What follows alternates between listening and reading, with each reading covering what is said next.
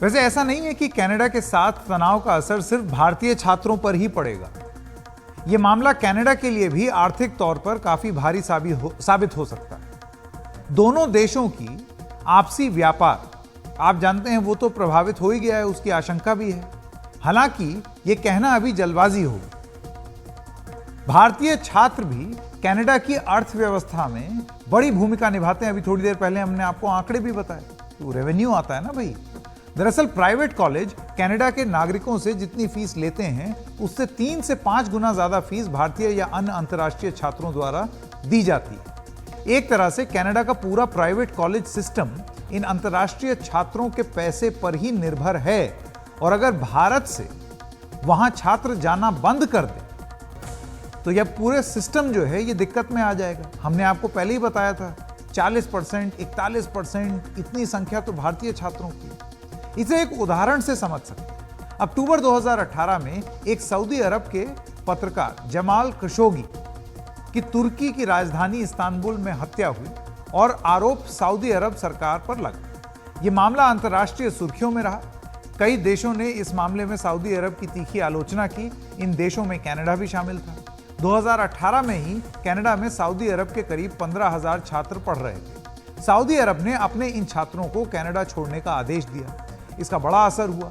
वहां की कई यूनिवर्सिटी को बहुत बड़ा आर्थिक नुकसान हो गया। कनाडा की बहुत सारी यूनिवर्सिटीज हैं जो पहले से ही आर्थिक संकट में चल रही थीं, वो तेजी से दिवालिया हो गई। आप सोचिए, पूरी यूनिवर्सिटी जो है वो बैंकरप्ट हो गई, बैठ गई। सऊदी अरब 2018 में कनाडा में छात्र भेजने वाले देशों में 6ठे स्थान पर था। भारत तो 2022 में पहले स्थान पर है। इससे अंदाजा आप लगा सकते हैं कि यह पूरा मामला कनाडा के लिए भी कम बड़ी चिंता की बात नहीं है। कनाडा के रियल एस्टेट सेक्टर और वहां की जो गिग इकोनॉमी है, वहां पर भी इन छात्रों की एक बहुत बड़ी भूमिका है। गिग इकोनॉमी मतलब मेहनत से जुड़े छोटे मोटे काम। विदेशों में पढ़ने जाने वाले कई अंतर्राष्ट्रीय छात्र अपना जेब खर्च निकालने के लिए इसी तरीके के काम करते हैं, जैसे कि किसी किराने की दुकान में या स्टोर में या रेस्तरां में काम कर लिया पार्ट टाइम। तो ये सब भी अगर चले जाएंगे तो आपकी अर्थव्यवस्था भी बैठेगी। अगर भारतीय छात्र कम हुए तो कनाडा में ऐसे छोटे मोटे कामों के लिए लेबर की शॉर्टेज भी पड़ सकती है। भारतीय छात्रों की वजह से कनाडा की सरकार न्यूनतम मेहनताना $15 प्रति घंटा रख पाई है। क्षेत्रफल जो है उसके लिहाज से दुनिया के दूसरे सबसे बड़े देश कनाडा की जनसंख्या करीब 4 करोड़ है। यही नहीं, कनाडा के रियल एस्टेट पर भी इसका असर पड़ेगा। Greater Toronto area, greater Vancouver area, Calgary, ऐसे जो जितनी जगहें हैं जहां भारतीय छात्र भारी तादाद में, इन इलाकों में घरों को किराए पर लेने वालों में सबसे बड़ी तादाद भारतीय छात्रों की है।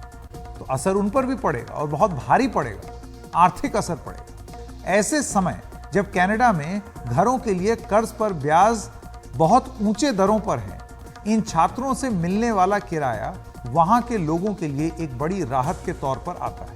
कनाडा फंड्स के लिए जो है अंतर्राष्ट्रीय छात्रों पर इतना ज्यादा निर्भर है। 2021 में कनाडा के ऑडिटर जनरल ने अपनी एक रिपोर्ट में यह चिंता जताई थी कि कनाडा को फंड्स के लिए अंतर्राष्ट्रीय छात्रों पर इतना ज्यादा निर्भर नहीं होना चाहिए। अगर कुछ देशों के छात्र कनाडा नहीं आ पाते हैं तो राजस्व में अचानक एक बड़ी गिरावट आ सकती है। ऐसे में अंदाजा लगाया जा सकता है कि कुल छात्रों में 40% भारतीय छात्रों का होना कनाडा के लिए कितना मायने रखता है। इस बीच कनाडा से आज एक खबर यह भी आई कि भारत में वांटेड एक गैंगस्टर सुखदूल सिंह उर्फ सुक्खा, उसकी कनाडा के एक जगह पर गैंग वॉर में हत्या हो गई। गैंग वॉर सुक्खा दुनी के खालिस्तानी आंदोलन से जुड़ा था। कल ही हमने आपको यह दिखाया था कि एनआईए की मोस्ट वांटेड लिस्ट में शामिल था यह आदमी और कनाडा को यह लिस्ट सौंपी जा चुकी। रिपोर्ट्स के मुताबिक सुक्खा दुनी के पर विरोधी गैंग के हमलावरों ने करीब 15 राउंड फायरिंग की, जिससे उसकी मौके पर ही मौत हो गई। सुक्खा पंजाब के मोगा का रहने वाला था और खालिस्तान टाइगर फोर्स के आतंकी अर्श डल्ला का करीबी था। भारत में सुक्खा के खिलाफ 15 केस चल रहे हैं। 2017 में वो जाली दस्तावेज के सहारे कनाडा भाग गया। जेल में बंद गैंगस्टर लॉरेंस बिश्नोई ने गैंगस्टर सुक्खा की हत्या की जिम्मेदारी ली।